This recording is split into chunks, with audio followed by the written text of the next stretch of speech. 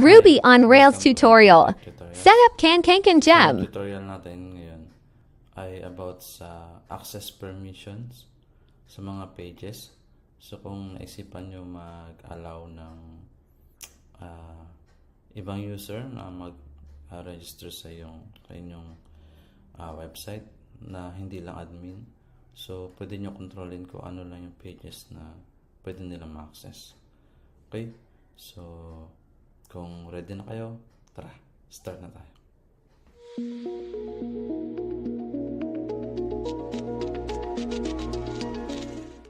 Okay, so unang natin gagawin ay